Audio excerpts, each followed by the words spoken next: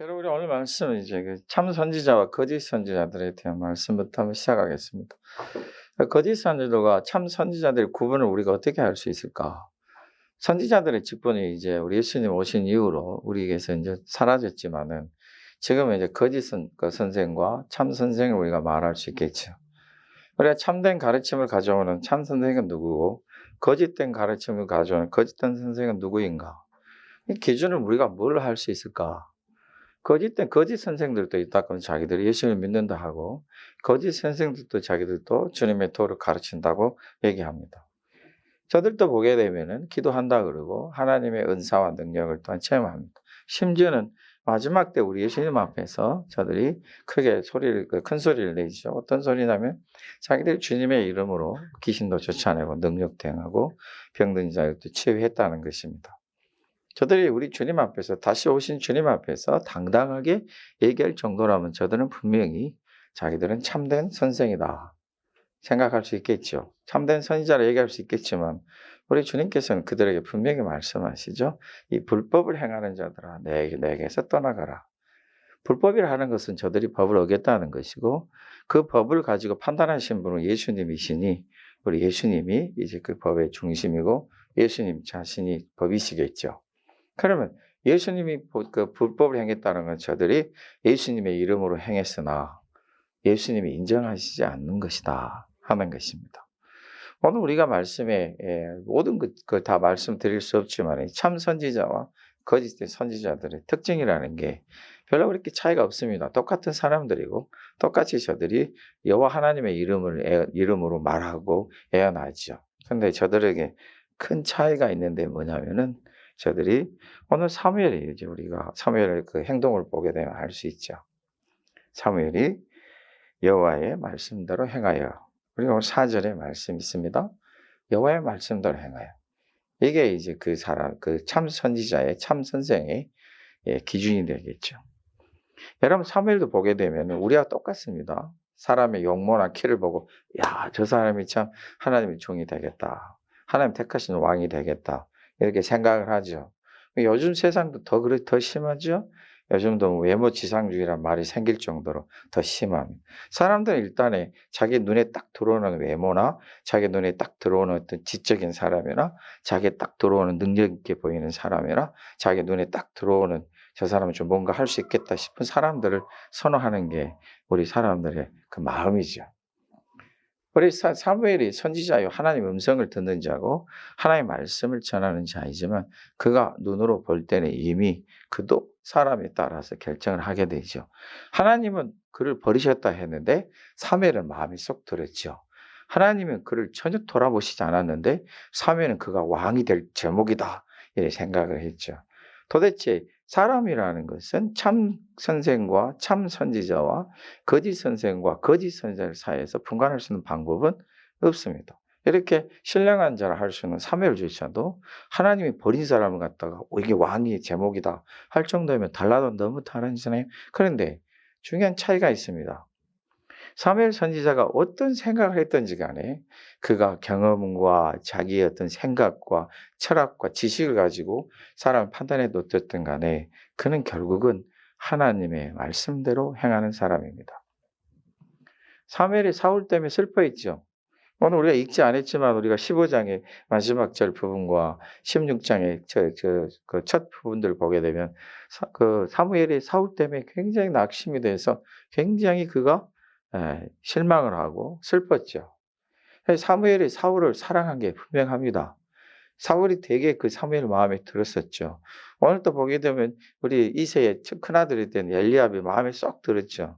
우리 사무엘 선지자도 보게 되면 참 좋아하는가 왜 궁금증이 생겨요. 제가 왜 사무엘 선지자가 왜 이렇게 헐출하고 용모가 키가 이렇게 크고 뛰어난 사람을 이렇게 좋아했을까? 우리 둘 중에 하나일 것 같다. 사무엘은 나처럼 키가 작고 별로 못생겼든지 아니면 자기도 굉장히 키가 크고 잘생겼든지 둘 중에 하나일 것이에요. 그래서 이 세상이 자기처럼 주님의 일을 하나님이 기뻐하시는 뜻을 이행하려고 하면은 자기처럼 정도는 생겨야 되지 않겠는가 싶은 거죠. 여러분 오늘 우리가 말씀을 그 16장 말씀 공부 잘 이렇게 천천히 읽어가다 보면은 이 다윗이 이새의 집에 별로 머물지도 않아요. 기름 붓고 딱 끝나고 바로 떠나지요. 라마로 돌아갑니다. 여러분 이 사무엘 선지자의 뭡니까 일하는 그 부분들이 영역들이 원형을 둥글게 지으면 이게 베들레헴부터 시작해서 라마에까지 또 우리 길갈 쪽에서 돌아 빙글빙글 도는 삶이 있죠. 그 베들레헴이 거기서 멀지는 않아요. 그런데 이 선지자가 이제 그 엘리압을 보고 사울을 보고 왜 이렇게 좋아했는지 우리는 알 수가 없지만은 결국 그가 슬퍼했던지 그의 마음이 들었던지 그의 생각이 옳다고 생각했던지 이것은 틀림없다고 생각했던지 전혀 상관이 없습니다. 하나님이 그에게 말씀하시면 그는 자기의 것을 다 내려놓는 것입니다. 자기가 아무리 옳다고 생각해도 성경 말씀이 그걸 지지해 주지 않는다면 그걸 내려놔야 됩니다. 우리 사람들은 자기의 것을 고집하기 위해서 결국은 만들어내는 것이 사람의 방법으로 엄청나게 많은 걸 만들어냅니다. 그래서 자신이 성경 말씀 속으로 들어가서 성경 말씀이 자기를 막 뜯어 고쳐놔야 되는데 자기가 성경 말씀을 가져와서 성경 말씀을 뜯어 고칩니다. 자기에게 맞추는 거예요. 이러니 온 세상에 거짓 선생과 거짓 선지자들이 많이 생길 수밖에 없다는 거예요. 저나 여러분들도 만일에 우리가 하나님의 말씀 가운데로 가서 그 말씀이 나를 하나님의 말씀대로 합당하게 세우시길 거부하고 성경에 있는 말씀들 내가 끌어다가 거기서 요목저목 다져서 내게 합당하게 만든다면 우리도 주님을 따르는 길에 실패할 수밖에 없습니다. 여러분 요즘에 거짓 선생들의 특징이 뭐냐면은 자신들은 절대로 성경 말씀 속으로 들어가지 않습니다. 성경의 온갖 구절들을 가져다가 자기들 입맛에 딱 맞추죠. 성경을 자기에게 절대로 맞춰서는 안 됩니다. 주님께 맞추셔야 됩니다. 성경 말씀에 여러분들을 맞추셔야 돼요. 때로는 다를 수 있어요. 내 생각과 성경이 가르쳐 주시는 게 다를 수 있어요. 제가 여러분들에게 말씀을 전하면서 할 수 있는 것은 다른 거 없습니다. 내가 무엇을 깨달았고 경험한 걸 가르치는 게 아니라 하나님 무엇을 말씀하신가를 여러분들에게 전하면 됩니다. 그걸 알기 위해서 예를 쓰는 것뿐이죠.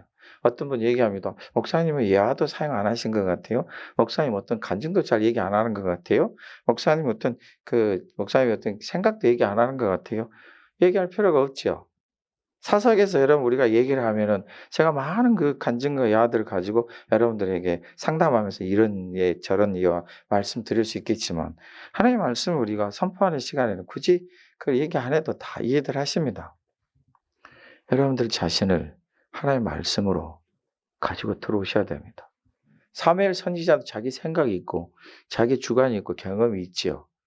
그런데 하나님이 그에게 말씀하실 때 그는 하나님의 말씀대로 그대로 행하더라 하는 것입니다. 참 선지자, 참 선생의 특징은 하나님의 말씀대로 행하는 것입니다. 자기가 아무리 옳다고 생각해도 어느 누군가가 하나님의 말씀대로 행하고 있으면 그것을 본받아야 되는 것입니다. 저와 여러분들이 만일에 어떤 일 때문에 부딪혔어요. 그럼 저는 제가 옳다고 그러고 여러분이 옳다고 할 수 있어요. 그게 이상한 거 아닙니다. 우리가 회의할 때 목사님 그 생각은 저희가 좀 다른데 우리 성도들 대부분 이렇게 생각합니다. 그게 맞을 수도 있어요. 그러나 제가 말한 게 맞을 수도 있어요. 우리는 서로 노력할 게 뭐냐면 누가 맞느냐 틀리냐를 따지는 게 아니고 하나님이 어떻게 말씀하신가 우리가 들어야 됩니다. 그렇다면 저나 여러분이나 들을 수 있고 하나를 만들 수 있는 것입니다. 여러분 사울이 지금 버림을 받아가지고 굉장히 슬퍼하고 있을 때 우리 하나님께서 사무엘을 그 슬픔 가운데 있지 못하게 하셨습니다. 여러분들은 슬픔이 닥치고 힘든 일이 닥치면 예배도 드리기 싫어하잖아요. 기도하기도 싫어하잖아요. 여러분들이 너무 격심한 일 때문에 스트레스가 쌓이고 죽을 것 같은 심정에서 하나님 말씀이 귀 들어오지도 않고 하나님 원하시는 거 관심도 안 갖고 일단은 내 어렵고 내 힘들고 내 죽고 싶은 심정에 빠져서 그것만 생각하잖아요. 사무엘도 지금 슬퍼가지고 그 슬픔이 너무 커서 지금 밥도 먹지 않고 밤을 지새우며 슬퍼하고 있어요. 오직 우리 하나님께서 여호와 하나님께서 그에게 말씀하시고 네가 언제까지 이렇게 슬퍼하고 있겠느냐. 맞습니다. 우리 사람들은 슬퍼할 수 있어요. 고집 부릴 수도 있고 내가 옳다고 주장할 수도 있어요. 언제까지 이건 내가 맞다고 얘기할 수도 있지요. 그러나 하나님의 말씀과 하나님의 뜻을 찾아봐야죠. 지금 말합니다. 너 가서 이새의 집에 가서 사울은 하나님 이제 버렸으니까 왕이 되지 못하잖아요. 왕이 되는 걸 버린 거예요, 사울을. 사울의 생명을 버리신 게 아니고 사울이 왕이 되는 걸 버리신 거예요. 그러면 사울도 정신 차려서 왕이 돼서 심판받는 게 중요하겠어요? 왕자를 깨끗이 내려놓고 자기가 구원받는 게 중요하겠어요? 사울은 끝까지 하나님의 말씀 어기다가 결국은 자기뿐만 아니라 자기 아들조차도 비참하게 죽음을 맞이하게 하잖아요. 고집, 정말 우리에게 적입니다. 주님께서 말씀하시는 일어나라. 이새의 집에 가서 그 아들 중에 하나를 기름 부어 세우라. 사무엘이 얘기합니다. 아니 그거 알면 사울이 나를 죽일 것입니다. 그래도 가라. 사무엘에게 임한 건 슬픔뿐 이제는 슬픔은 간데간데 없어지고 두려움입니다. 주님은 가라 하십니다. 주님께서 하신 말씀이 나를 위하여 기름을 부으라. 3절의 말씀. 우리 하나님께서 하나님의 사람들을 대하는 이 크신 은혜와 사랑을 한번 보십시오. 사무엘이 못 갑니다. 사울이 나를 죽일 것입니다. 어찌 내가 갑니까? 이 슬픔도 지금 내가 감당치 못하겠습니다. 어찌 나를 가라 하십니까? 지금 하나님께서 말씀하시길 이 못된 것아 너희가 내가 매를 때릴 것이다. 내가 너를 심판할 것이다. 이런 말씀 한마디도 없이 지금 사무엘을 마치 설득하듯이 말씀하시는 것입니다. 나를 위해서 그걸 했다고. 하나님의 인자와 자비하심을 오해하시면 안 됩니다. 내가 잘해서가 아닙니다. 내가 훌륭해서가 아닙니다. 이 사무엘 선지자는 지금 아무것도 할 수 없어요. 슬픔 속에 두려움 속에서 뭘 할 수 있겠습니까? 그가 지금 이새의 집에 가서 그 아들 중에 한 명을 기름 붓지 못하는 것은 그가 가기 싫어서가 아니라 두려움이고 슬픔 때문에 그렇습니다. 우리 하나님께서 그를 말씀을 달래듯이 하시기를 그러지 말고 나를 위해 가서 해라. 맞습니다, 여러분. 사무엘은 하나님을 정말 사랑하는 사람이잖아요. 사무엘은 하나님 말씀을 진짜 기뻐하는 사람이잖아요. 여러분, 내가 고집스러워도 괜찮아요. 내 주장이 얼마나 강한지 교회에서 그냥 내 주장만 막 해도 그래 괜찮아요. 그냥 성격이 좀 부족해서 좀 모난 데가 있어서 많은 사람들을 힘들게 할 수 있어요. 그러나 결국은 하나님의 말씀 우리가 듣게 해요. 하나님께서 여러분들을 그대로 놔두시고 보시는 것은 여러분들이 잘했다고 하시는 게 아니에요. 하나님의 인자와 자비와 오래 참으심이 여러분을 기다려 계신 거예요. 그렇지만 네 고집대로 하지 말고 나를 위해서라도 그 고집을 좀 버려다오. 나를 위해서 좀 그렇게 억울해도 참고 좀 가다오. 우리 하나님을 위해서라면 하나님을 기쁘시게 할 수 있다면 우리 할 수 있지 않겠어요? 이게 참 선생이고 참 선지자인 것입니다. 구약의 말씀은 거짓 선지자는 절대 이런 거 없습니다. 다른 선지자가 다른 말을 한다고 뺨을 때리질 않나. 선동에서 옥에 가두는 걸 좋아하질 않나. 심지어는 저들의 걸작품은 예수님이 십자가에 못 박히게 하고 그걸 좋아하고 승리했다고 자축하며 기뻐 뛰노니다. 그리고 저들은 하는 말이 여호와 만군의 하나님이 우리와 함께 하시리. 하나님의 아들 되신 예수님을 십자가 못 박아 죽게 하면서도 저들은 좋아했죠. 참 선생과 참 선지자들은 하나님의 말씀을 절대로 소홀히 할 수가 없는 것입니다. 여러분, 우리 사무엘이 베들레헴에 갔을 때 베들레헴에 있는 장로들이 성읍 장로들이 떨며 그를 영접했습니다. 이 정도면은 얼마나 그가 존경을 받고 영광을 받는지 알 수 있겠죠. 존중을 받죠. 여러분, 우리 교회가 준에 있다고 누가 우리 준에 우리 아시아 사랑 장로기 때문에 떨면서 존중합니까? 그렇지 않습니다. 사무엘이 베들레헴에 이르니 온 성읍 장로들이 떨며 나오며 그를 영접합니다. 평강을 위하여 오십니까? 아니면 심판을 가지고 오십니까? 무섭죠. 여러분, 사무엘이 지금 이 영광을 받습니다. 우리 명심하십시다. 영광은 내가 취하는 것이 아닙니다. 하나님이 나에게 주셔서 우리를 얻게 하시는 것입니다. 영광을 얻으려고, 존귀함을 얻으려고, 크게 되려고, 위대하게 되려고 절대로 우리 노력하지 마시고 하나님께서 우리를 높이실 때에 그 높이심을 누리시기를 예수님의 이름으로 축복합니다. 내가 어떤 권세나 바라고 어떤 위치나 지위를 바라는 게 아니라 하나님께서 나에게 주셨을 때 그래서 여러분들이 누리셔야 할 것입니다. 여러분, 우리 사무엘이 이새의 집에 도착했을 때, 베들레헴에 도착했을 때 특별히 지금 사무엘이 이새의 가족들을 특별히 초청합니다. 특별히 초청하는데 재밌는 말씀이 있어요. 자, 이새의 아들들은 7명이 아니라 8명입니다. 8명인데 지금 성결케 하여 이 제사의식에 참석해라 했을 때에 지금 이새와 그 아들들이 자기들을 성결케 합니다. 5절의 말씀 보면은 그 이새와 그 아들들을 성결하게 하고 제사에 청하니라. 그럼 여러분 우리가 알다시피 우리가 성경 내용 다 알고 있잖아요. 그러면 이 지금 이새나 그 아들들 7은 준비했어요. 다 성결하게 하고 깨끗게 하고 정결케 하고 정결 예식도 지내고 또 깨끗하게 옷도 입고 갔는데 결과적으로 태감을 받은 다윗은 지금 아무것도 안 해요. 뭐 하고 있어요? 들판에서 양을 치고 있어요. 그가 몸을 씻었는지 세수를 했는지 머리를 감았는지 아무도 몰라요. 양들을 돌보느라고 그 들판에 지세워야 되기 때문에 얼마나 깨재재하겠어요. 근데 하나님은 지금 자기를 구별하고 성결케 하는 사람들을 또 사람들 눈에 보기에도 용모가 뛰어나고 키가 크고 참 멋있다. 그렇게 신령한 사무엘도 생각하기를 이 사람 정도면 왕감이다. 왕의 제목이다.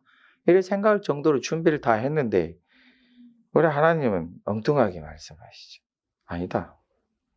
나는 그를 이미 버렸다. 도대체 그 엘리압과 나머지 일곱 아들들이 도대체 어떻게 저들이 살아간데 하나님께서 버렸다는 말씀을 이렇게 하실까? 여러분이 하나님이 버렸다는 말씀 잘 안 하시잖아요. 버렸다는 말씀을 이렇게 하십니다. 사무엘에게 말씀하시죠. 나는 이미 그를 버렸다. 너는 사람은 외모를 본데 나 여호와는 중심을 보느니라. 우리 하나님 분명히 말씀하시죠. 그렇다면 사람이 지금 이새의 아들들이 정말 참 멋지고 걸출하게 생기죠. 그런데 저들이 외모는 굉장히 신경 썼으나 저들이 이제 중심은 엉망이라는 것이죠. 가인과 아벨을 제가 자꾸 말씀드리지만 하나님은 가인의 예물을 거절하신 게 아니고 가인을 거절하셨어요. 아벨의 예물을 받으신 게 아니고 아벨을 받으셨어요. 그러니까 아벨이 하나님 앞에 드릴 때 그가 양으로 드리든지 곡식으로 드리든지 아니면 그 손에 아무것도 없어서 그냥 제단만 쌓고 물을 부어서 하나님께 드려도 하나님은 다 받으셔요. 근데 가인이 하나님 앞에 드리면 그가 뭐 양으로 드리든지 곡식을 드리든지 안 받으세요. 왜냐하면 하나님은 가인을 거절하시고 아벨을 받으셨기 때문에 그렇습니다. 하나님은 중심을 보십니다. 뭐 가인은 곡식을 드리고 아벨은 양으로 드리는 게 아니시고 그 사람을 받으시는 거예요. 하나님이 그 사람을 보는데 뭘 보신다는 것입니까? 중심이에요. 여러분 성경의 말씀에 보면은 우리 하나님 우리 중심과 마음을 굉장히 훈련시키십니다. 쉽게 얘기하면 이새가 아들을 얻었을 때에 이 아들이 하나님 앞에서 이제 그 주변에 저들의 안식일을 지켜가며 예배를 드릴 때에 7 아들들은 그 마음을 그 말씀으로 예배를 통해서 저희의 마음들을 하나도 훈련시키지 않는 거예요. 우리 성경이 우리에게 말씀하시죠. 우리 잠언서 17장에 3절에 말씀 보면 도가니와 용광로는 은과 금을 단련해요. 근데 여호와께서는 마음을 단련하신다. 이 잠언 17장에 말씀 보면 참 좋은 보배는 게 뭐냐면 우리를 은과 금보다 더 귀하게 비교를 하시는 거예요. 뭐냐면 하나님은 우리를 연단시키신다. 사람 용광로나 도가니는 은이나 금을 연단시키지만 하나님 우리의 마음을 연단시키신다. 여러분들이 수가 연단 후에 정금같이 나온다는 말씀을 믿으십니까? 참 보배로우심을 믿으시냐고요. 하나님은 우리가 예수를 믿고 훈련을 받은 다음에 하나님 우리의 중심을 보시기 때문에 우리가 어떻게 살고 있는가를 먼저 바꾸시고 고치시지 않습니다. 우리의 용모를 먼저 바꾸시지도 않고 우리가 어떻게 갑자기 예수를 믿고 나 천사같이 말하고 천사같이 그렇게 행동하는 것을 하나님이 먼저 시작하신 게 아니라 우리 예수님께서는 우리가 예수를 믿고 난 다음부터 뭘 하시냐면 우리 마음을 훈련시키십니다. 그래서 우리 예수님은 우리의 마음에 우리 예수님의 말씀을 많이 심으십니다. 우리 마음에 지혜도 주십니다. 여러분 그 엠마오로 가는 두 제자가 나중에 하는 말이 무엇입니까? 주님께서 율법의 말씀과 선지자의 글들과 시편의 말씀을 통해서 우리에게 말씀해 주실 때 어떻게 됐다고요? 마음이 뜨겁지 아니하더냐. 우리 주님 먼저 하신 것은 우리의 마음이에요. 그런데 우리의 마음은 바꿀 생각이 하나도 없이 그냥 예수를 믿고 외모만 갖추기 시작하면 나중에 우리가 듣는 소리가 경건의 모양은 있으나 경건의 능력은 부인하는 사람들이다. 경건은 예수님을 따르는 게 경건이고 경건은 예수님의 말씀을 순종하는 게 경건이에요. 예수님의 말씀을 내가 듣고 순종하고 예수님을 따르면 경건의 능력은 나에게 저절로 주시는 거예요. 그럴 생각이 없어요. 모양만 갖추는 거죠. 종교적 습관, 도덕적 습관만 갖추는 거예요. 그에 열심히 참석해서 거룩하게 예배를 드리고 그 예배를 드리면서 하나님 앞에 드림도 되고 찬송도 기도도 하는데 도무지 자기의 마음을 하나님 앞에 드릴 생각이 없어요. 자기의 마음을 바꿀 생각이 없어요. 자기 마음을 고칠 생각도 없어요. 자기 마음을 하나님께 드릴 생각도 없어요. 우리 예수님은 내 마음을 다해서 하나님을 사랑을 하셨는데도 그냥 자기는 예배 드리면 끝나는 거예요. 그리고 자기 원하는 대로 하고 싶은 거죠. 우리 예수님 우리들은 뭘 말씀하십니까? 네 마음에 뭐가 있느냐? 그것이 입에서 나오는 것으로 사람을 더럽힐 수 있고 온전케 할 수 있다. 마음을 다해서 좀 하나님을 사랑해라. 네 마음을 지키라. 두렵고 떨리는 마음으로 여러분의 구원을 이루십시오. 하나님의 기쁘신 뜻대로 좀 결단하고 행동 좀 하십시오. 이 백성들이 마음이 굳어져서 하나님 말씀을 도무지 듣지 않습니다. 자기들이 경건의 모양만 가지고 뭔가를 구원하실 줄 생각해. 우리 하나님은 절대 그거 못하게 하셨습니다.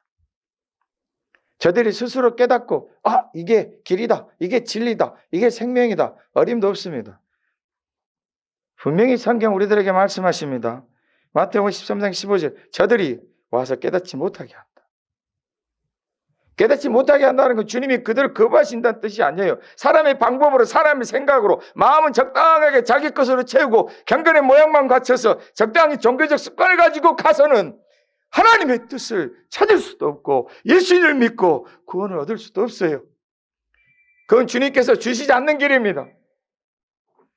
주님께서 우리에게 주시는 바 된 것은 우리의 마음을 드리게 하신 거예요. 우리의 마음을 하나님께 드려서 우리의 마음이 완전히 주님의 주시는 마음으로 바꿔지게 하는 것이죠.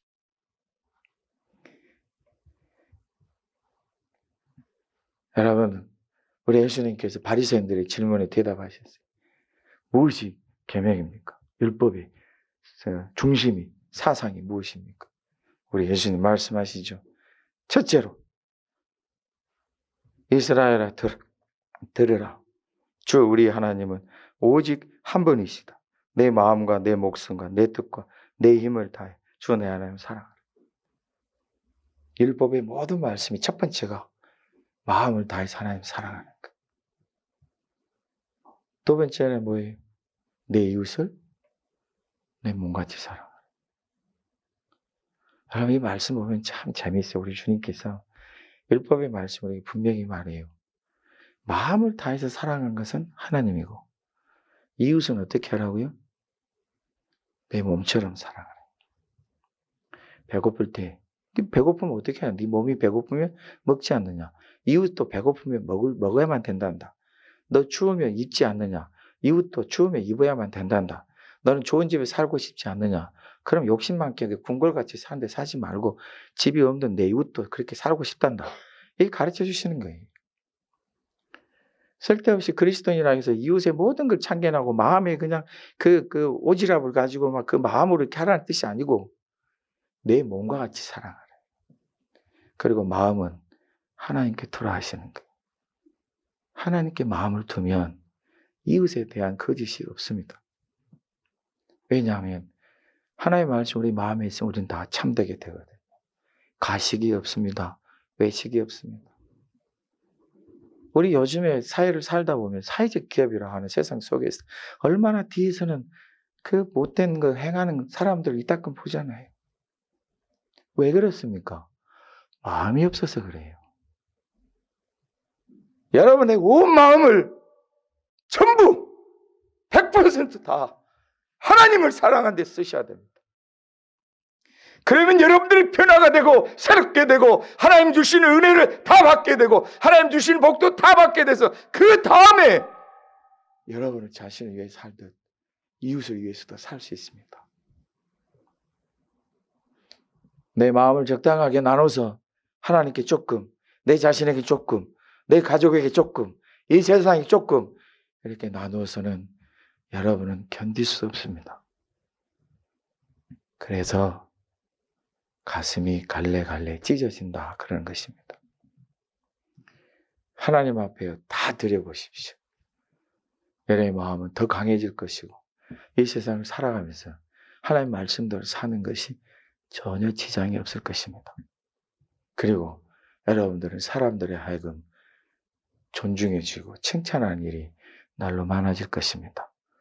베들레헴의 성읍의 장로들이 사면을 떨며 나오며 그를 존중하듯이 존중함도 받게 하실 것입니다. 왜냐하면 우리 하나님이 이 세상을 사랑하시잖아요. 우리 예수님 뭐라 하셨습니까? 악인의 땅에는 비 안 주십니까? 똑같이 다 주십니다.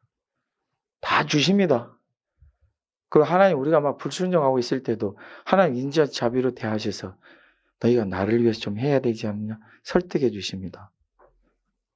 그리고 어떻게 살았느냐는 마지막 때 여러분들이 다 드러내셔야 됩니다. 사람들 말합니다. 하나님 어디 계시느냐? 예, 맞습니다. 하나님 어디 계십니까? 여러분 봅니까? 예수님 어디 계십니까? 봅니까? 아니요. 근데 여러분의 마음은 압니다.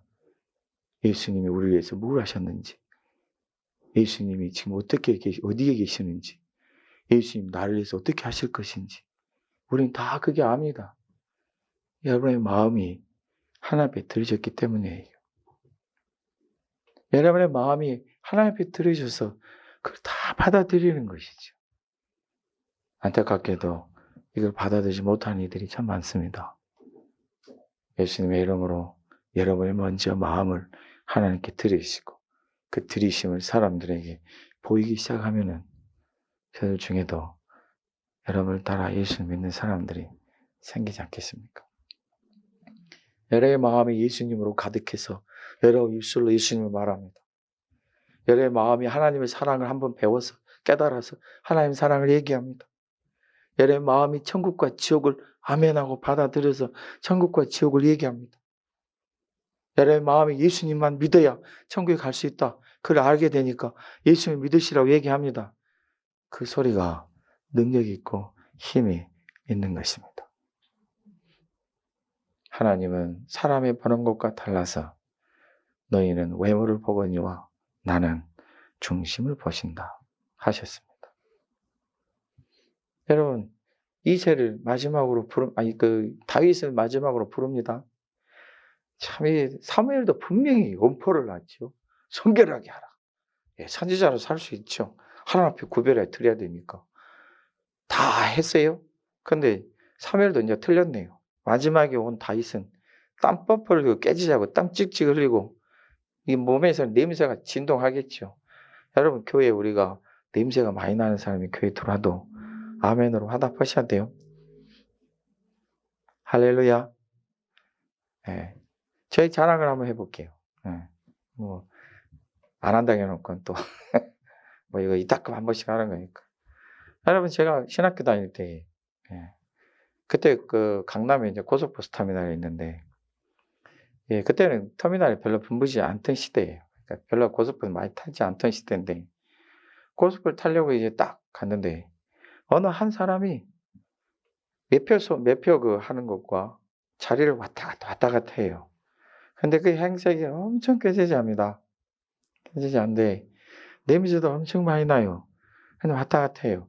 근데 갑자기 하나님이 신학생에게, 옛날에 신학생은 가난이란 대명사가 신학생이에요. 신학생들이 세상에서 제일 가난한 사람들이에요. 근데 저에게 감동을 주시는 거예요. 그 사람의 표를 끊을 것을. 물어봤어요? 표 끊기를 원합니까? 그런데요.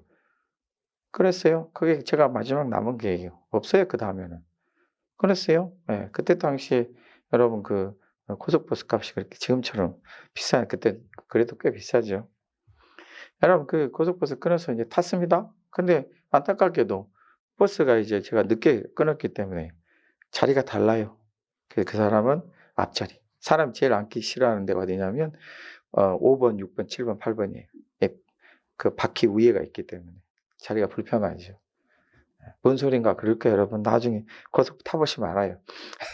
근데 거기에 그 사람은 거기 앉고 나는 이제 뒤에 가서 앉았는데 이러면 이 행색을 보고 그때는 안내양이 있었어요. 안내양들이 앞에 표를 이렇게 보고 확인하고 들여보내주는데 이 사람을 보고는 놀랄 거 아니에요. 그 뒤에서 가만히 보니 놀래요. 근데 어쩔 수 없죠. 왜요? 뭐가 있어요 손에? 표가 있으니 어쩔 수 없어요. 그래서 탔는데 그래서 이제 어떤 사람이 그 옆에 앉았는데 안절부절을 해요. 안내양도 이 사람에게 막 안절부절을 해요. 왜냐하면 그 몸에서 심한 악취가 나거든요. 그래서 차가 출발하는데 빈자리가 하나가 생기니까 얼른 그쪽으로 안내하니까 제가 잽싸게 그쪽으로 왔죠. 근데 신기한 만큼 제 코에는 냄새가 안 나요. 제가 냄새 잘 맡아요? 못 맡아요? 교회에서 비린내만 나도 인상 쓰고 다니죠? 보기 싫어하는 사람은 앉았어요. 앉았는데 제 생각이 그래요. 마음이 이 사람에게 예수님을 전해야 된다. 아유, 이 사람이 행색을 보면 뭘 알겠어요, 그냥. 그러니까 안 했어요. 왜냐면 어떻게 이 사람이 알아들어요, 예수님을? 행색을 보니까 뭐 알아듣지도 못하게 생겼어요.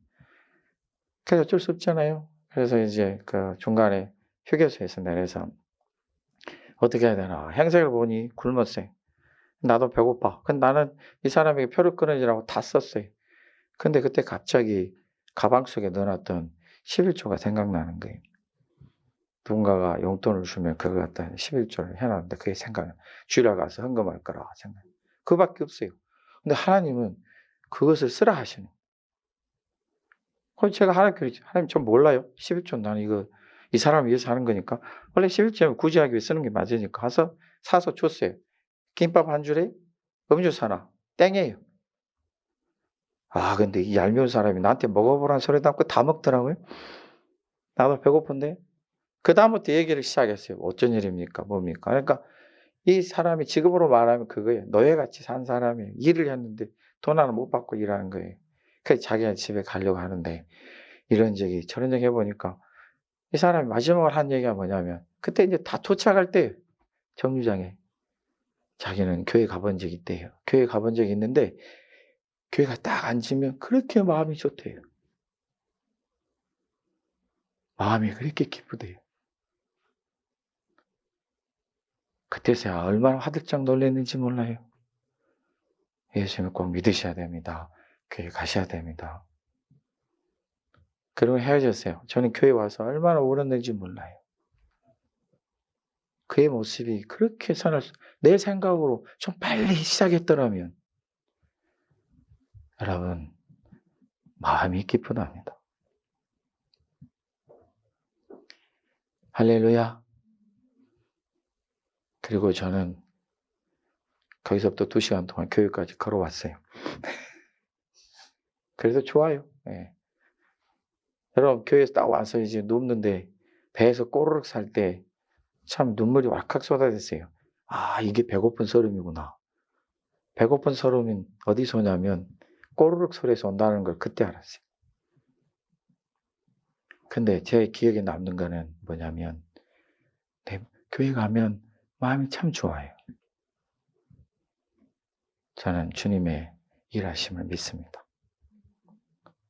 여러분, 무엇을 보시고 사시렵니까? 이새가 그렇게 온 거예요, 지금. 사무엘이 딱 보니 이거는 엘리압에 비교해보면 아비나답이나 또 삼마에 비교해보면 비교가 안 돼요. 근데 그의 용모가 아름답고 수려하고 눈은 빼어나고. 우리 12절 말씀 봐보세요. 다윗을 칭찬하는 말이 뭐냐면 그의 빛이 붉고. 왜 빛이 붉어요? 열심히 뛰어왔으니까 빛이 붉고. 이게 그 뜻은 아니고 깨끗하다는 뜻이에요. 눈이 빼어나고 얼굴이 아름답더라. 자, 이 말씀 봐봐요. 사람이 할 수 있는 최고의 칭찬이에요.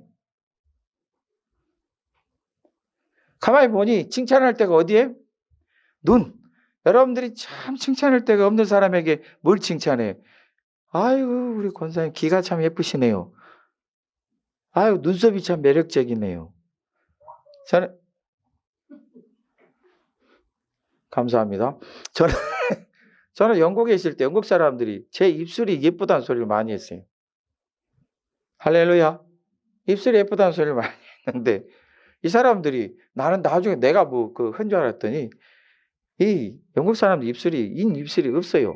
엄청 얇은데 이 입술이 얇아요. 그래서 나는 이 입술이 있잖아요. 그래서 그게 부러웠었나 봐요. 우리가 참 칭찬하기 힘든 사람에게 얘기하기를 아이고 우리 권사님 이마가 참 예쁘게 생겼네요. 그게 무슨 소리예요? 오해하지 말아요. 오해하지 마. 이게 뭐냐면 당신은 입술 외에는 볼 것이 없습니다. 이 뜻이에요. 다윗을 칭찬하는데 지금 첫째 아들과 너무 달라요. 그런데 하나님은 말씀하시기를 일어나 이를 기름을 부으라. 이가 그 사람이다. 다윗이 이날 이후로 여호와께 감동이 되어서 나아갑니다. 예, 맞습니다. 다윗이 하나님의 성령의 크신 감동을 받게 되니까 18절의 말씀 보면은 사울 왕에게 다윗을 청구했던 사람이 그 사람은 수금을 탈 줄 알고 용기와 무용과 구변이 있는 준수한 자라 여호와께서 그와 함께 계시더이다. 왜 하나님은 땀 흘리고 냄새나며 아무 성계나 준비도 안 하고 그냥 밖에 들판에서 양들을 치며 밤새 내내 일했던 이 사람에게 바로 그 사람이라. 하나님 보신 게 무엇입니까? 마음입니다.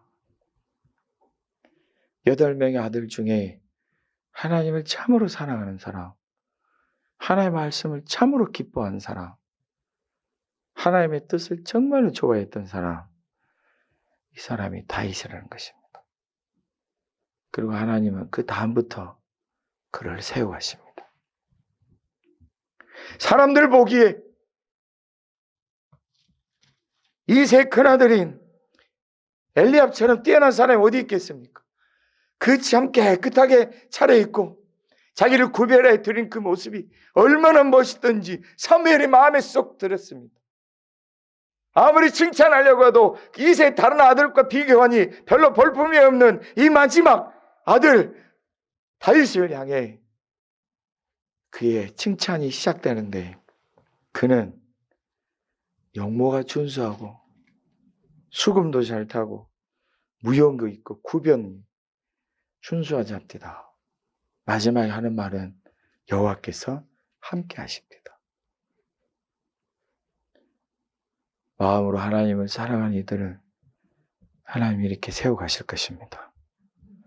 하나님이 나타내실 것입니다. 하나님 앞에서 여러분들을 높이실 것입니다. 그 살아계신 하나님을 믿고 의지하며 여러분의 마음을 하나님께 드리시기를 예수님의 이름으로 축복합니다. 우리 함께 통성으로 기도하겠습니다.